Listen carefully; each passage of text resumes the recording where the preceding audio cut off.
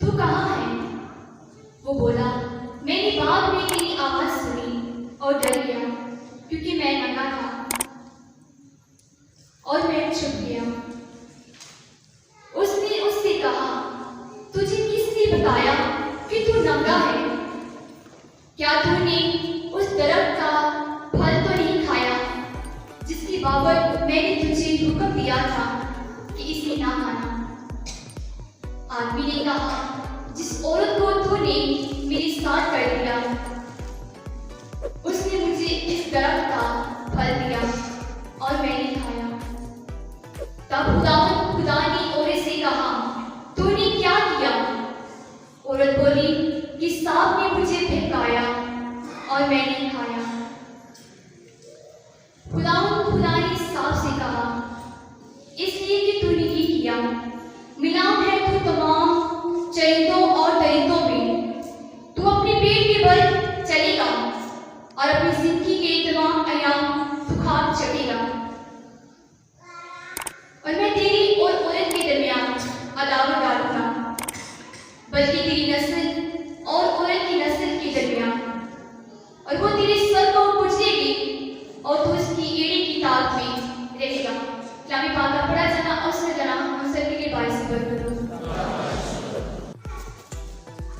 اور خدا کی ہیکل آسمان میں کھل گئی اور اس کی ہیکل میں اس کے عہد کا صندوق نظر آیا، اور بجلیاں اور آوازیں اور گرجیں پیدا ہوئیں، اور زلزلہ آیا اور بڑے بڑے اولے پڑے۔ پھر ایک بڑا نشان آسمان پر نظر آیا، یعنی ایک خاتون جو سورج کو اوڑھے ہوئے تھی، اور جس کے پاؤں کے نیچے چاند اور سر پر 12 ستاروں کا تاج تھا۔ وہ حاملہ تھی اور تکلیف میں ہو کر درد زا کے سبب سے چلاتی تھی۔ پھر ایک اور نشان آسمان پر دکھائی دیا، اور دیکھ، سرخ رنگ کا ایک بڑا اژدہا جس کے 7 سر اور 10 سینگ تھے، اور 7 تاج اس کے سروں پر تھے، اور اس کے دم نے آسمان کے تہائی ستاروں کو کھینچ کر زمین پر گرا دیا۔ پھر اژدہا اس خاتون کے آگے جس کا بچہ پیدا ہونے کو تھا جا کھڑا ہوا، تاکہ جب بچہ پیدا ہو تو اسے نگل جائے۔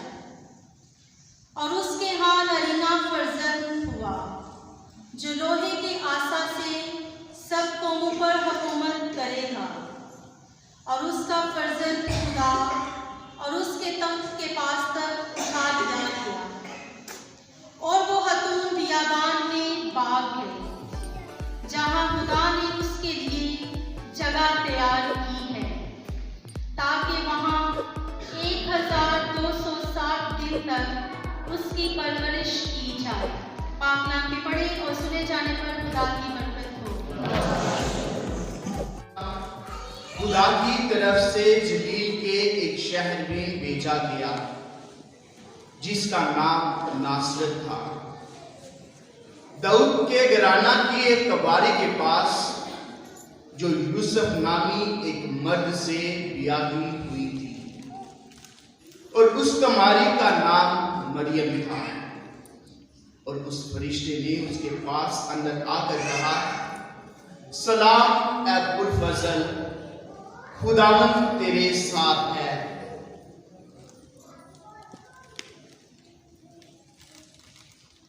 تو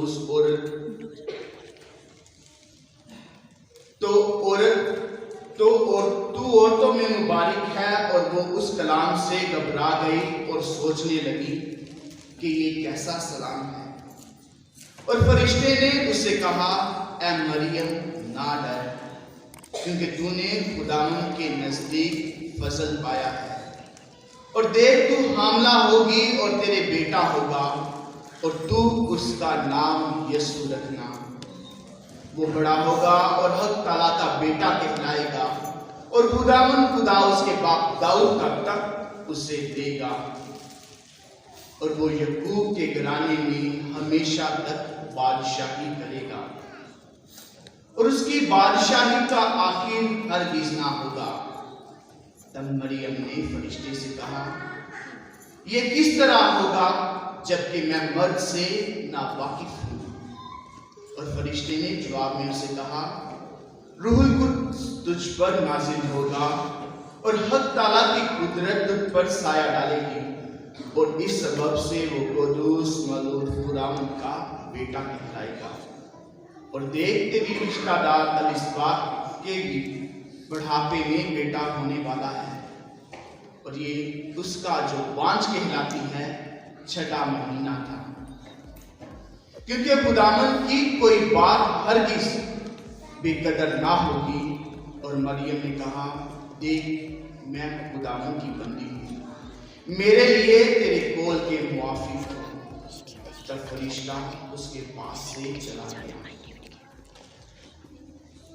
انجیل مقدس کی وسیلہ مریم کے نبیوں کے وسیلہ سے ہمارے خاندان جو ہے، ہماری انفرادی زندگی جو ہے وہ بہت برکت پاتی ہے۔ اور ہم نے جتنی بھی اس مہینہ میں امام قدسہ مریم کے ساتھ عقیدت دکھائی ہے، ان کا نقطۂ عروج جو ہے وہ آج کی اس تاج پوشی کی رسم میں ہے۔ اور آج کے دن آج کا پاکلام جو ہے، اس کے وسیلہ سے ہم مام قدسہ مریم کی عظمت کو دیکھیں گے کہ مام قدسہ مریم جو ہے اس کی تمام ایمانداروں میں ایک کون سی جگہ ہے، اور وہ ہم سب میں سے کیوں عظیم ہے، اس کی عظمت ہم سب سے کیوں زیادہ ہے۔ بائبل مقدس میں خدا باپ جو ہے اپنے منصوبے کو، اپنے مشن کو، اپنی باتوں کو 2 طرح سے لوگوں تک پہنچاتے رہے ہیں۔ پہلا طریقہ جو خدا کا ہے اپنا پیغام لوگوں تک پہنچانے کے لیے، وہ رویا کا طریقہ ہے کہ خدا جو ہے وہ اپنے نبیوں پیغمبروں پر، اپنے لوگوں پر اپنی رویا ظاہر کرتا ہے، اور رویا کے وسیلہ سے خدا جو ہے اپنا پیغام لوگوں تک پہنچاتا ہے۔ مثال کے طور پر تکوین کی کتاب اس کے 28ویں باب میں یعقوب جو ہے وہ لیٹا ہوا ہے، سویا ہوا ہے، اور وہ خدا کی رویا دیکھتا ہے۔ رویا کا دیکھتا ہے کہ آسمان کھل گیا ہے اور ایک سیڑھی لگی ہوئی ہے، اور آسمان سے فرشتے نیچے آتے ہیں، اور پھر فرشتے جو نیچے آتے ہیں پھر بعد میں وہ اوپر جاتے ہیں۔ تو یہ اس کی رویا ہے۔ خدا جو ہے یعقوب کو رویا دکھاتا ہے۔ آج جب ہم مام قدسہ مریم کی تاج پوشی کرنے آئے ہیں، تو یعقوب کی رویا جو ہے وہ ہماری زندگی میں بہت اہم ہے۔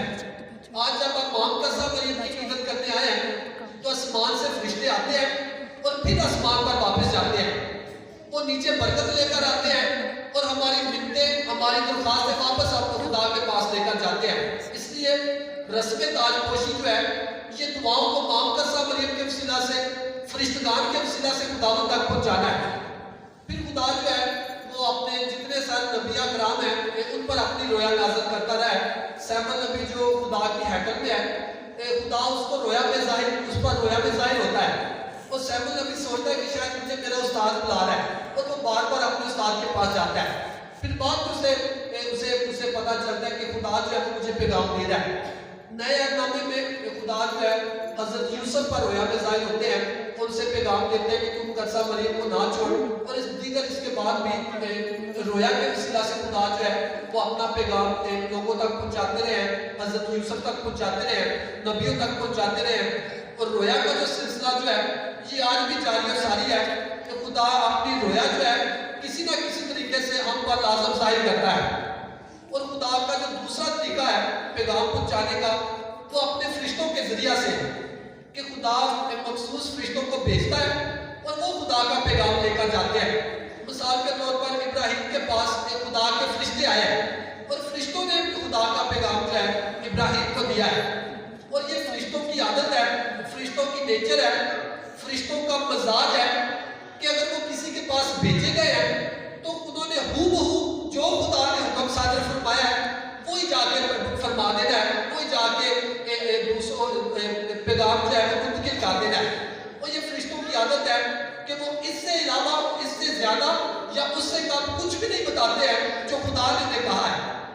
لیکن آج کے انجیل مقدس میں جب فرشتے مام قدسہ مریم کے پاس آئے ہیں تو فرشتوں کی ایک عادت ہے کہ انہوں نے खुदा का हुक्म जो है बाकुदरत तरीके से सुनाने कि ये खुदा ने कहा है, ऐसे खुदा ने कहा है। वो कभी भी आके इल्तिजा नहीं करते हैं, वो कभी भी आके दरख्वास्त नहीं करते हैं, बल्कि वो बड़ी कुदरत के साथ खुदा का पैगाम सुनाते हैं। लेकिन जब बाप मरियम के पास आए हैं, फिर उन्हें अपना मिजाज बदलना पड़ा है, उन्हें अपनी आदत बदलनी पड़ी है, उन्हें अपनी नेचर बदलनी पड़ी है कि वो जो कुदरत के साथ कलाम सुनाते हैं, लेकिन जब मरियम के पास आते हैं तो फरिश्ता जो है वो आके सबसे पहले मरियम को सलाम करता है कि सलाम है फजल, खुदा तेरे साथ है। और ये खुदा का पैगाम जो है, खुदा का फरिश्ता जो है मरियम को सुनाता है, खुदा का मंसूबा जो है वो मरियम को बताता है और बड़ी सलाम करता है, बड़ी आजिज़ी करता है, दरख्वास्त करता है कि सलाम है मरियम पुरफज़ल, खुदावंद तेरे साथ है। और उसे ये पैगाम जो है ये फरिश्ता आगे सुनाता है। आज हम सब भी मरियम को सलाम करने आए हैं, मरियम को अपनी अकीदत दिखाने आए हैं, मरियम के साथ अपनी मोहब्बत का इज़हार करने आए हैं। इसलिए मरियम को वही सलाम कर सकता है जिनका मज़ाज फरिश्तों जैसा है। मरियम को अकीदत वही दिखा सकते हैं जिनकी नेचर फरिश्तों जैसी है, जिनकी आदत फरिश्तों जैसी नहीं है, जिनका मज़ाज फरिश्तों जैसा नहीं है, वो मरियम को सलाम कर ही नहीं सकते हैं। उन्हें मरियम को सलाम करने नहीं आता है। सिर्फ वही सलाम करते हैं जिनकी नेचर फरिश्तों जैसी है, जिनकी आदत फरिश्तों जैसी है और जिनकी जिंदगी का प्यार जो है वो फरिश्तों जैसा है, वही मरियम को सलाम करते हैं। इसलिए जितनी ज्यादा मरियम को अकीदत दिखाएंगे, जितनी ज्यादा मरियम को अपना सलाम पेश करेंगे, हमारा प्यार जो है वो फरिश्तों के प्यार के बराबर आता जाएगा।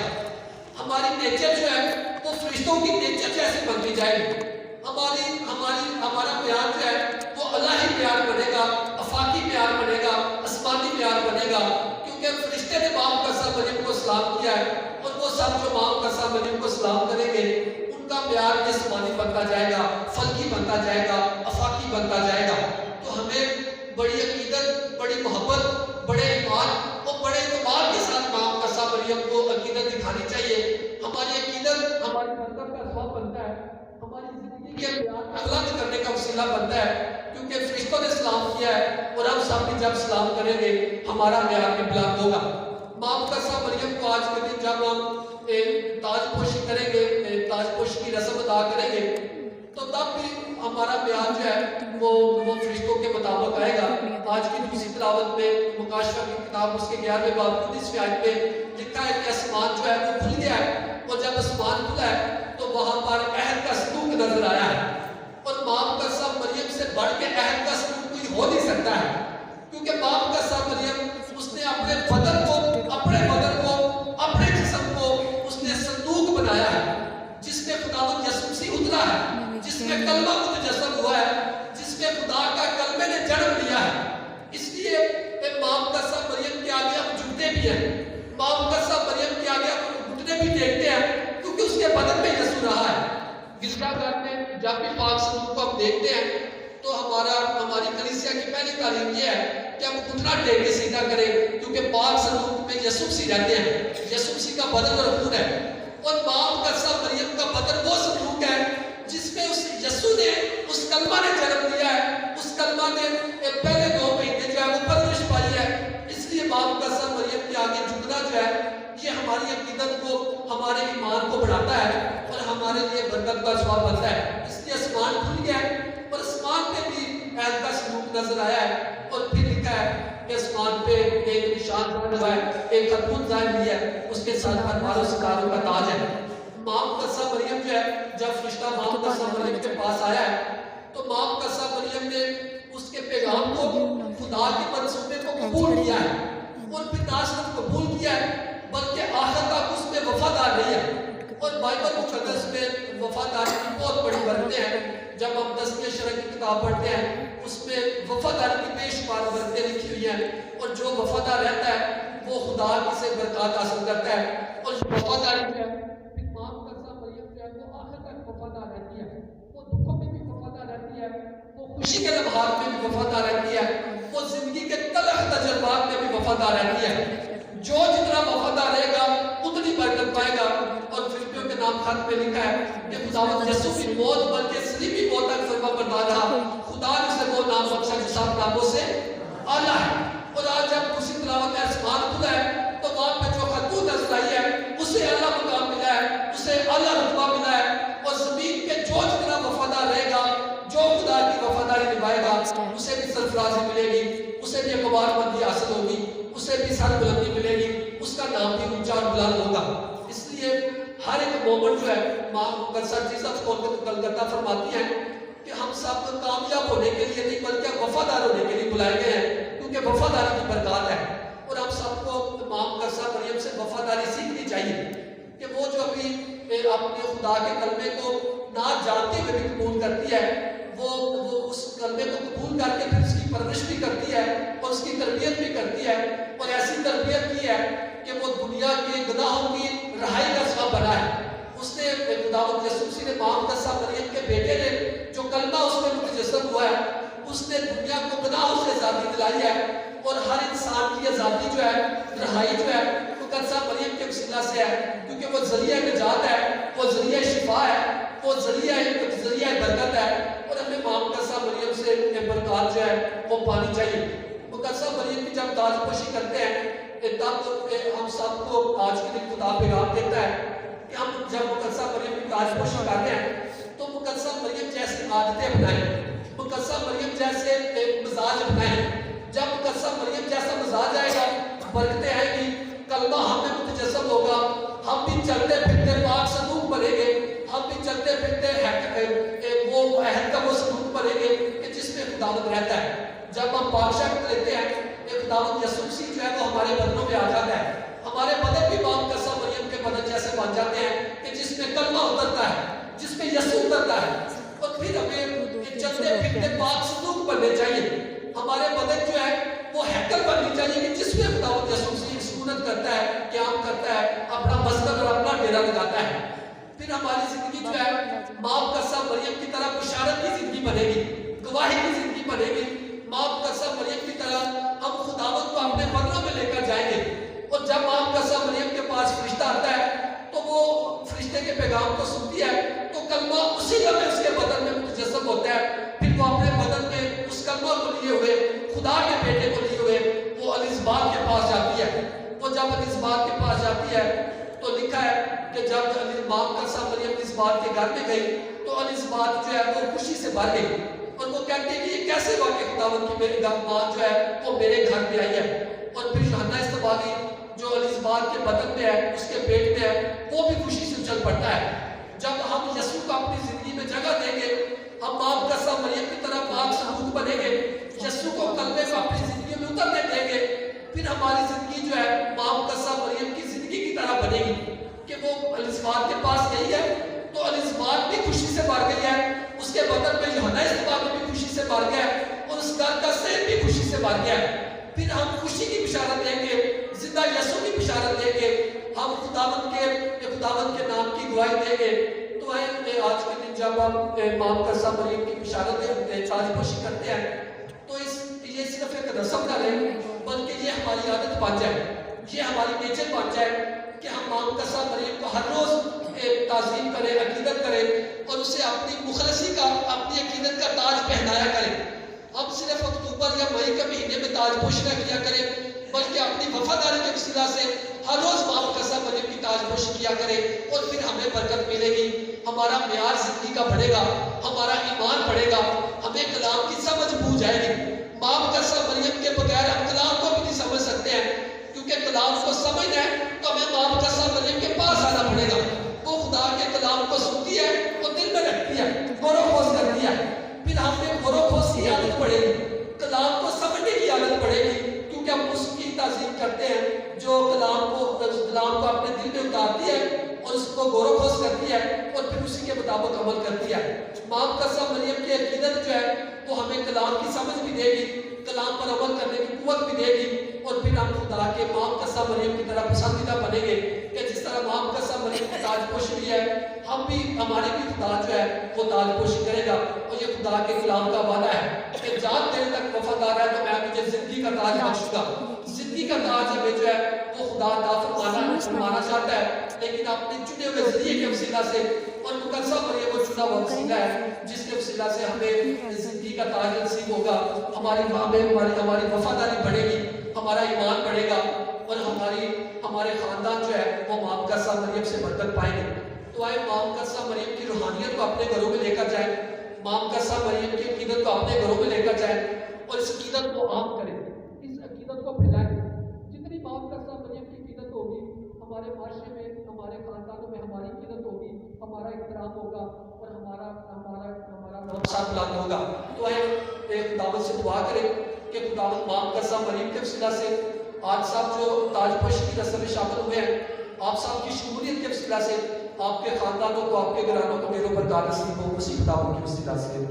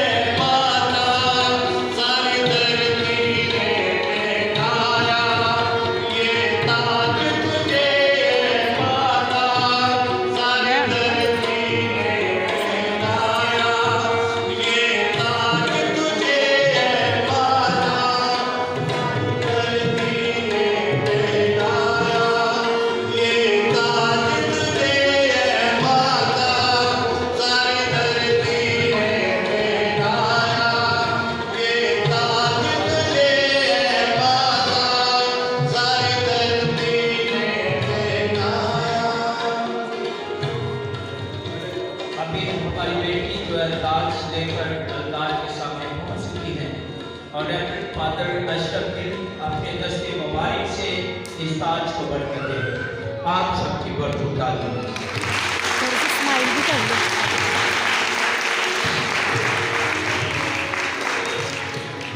आइए हम सर झुकाएं और दुआ मांगें। ऐ मेहरबान कद्दूस खुदावंद जिंदगी के खालिक और मालिक खुदा, हम तेरा शुक्र अदा करते हैं। तू हमें प्यार करता और ये मुक़द्दस रस्में अदा करने का फज़ल अता करता है।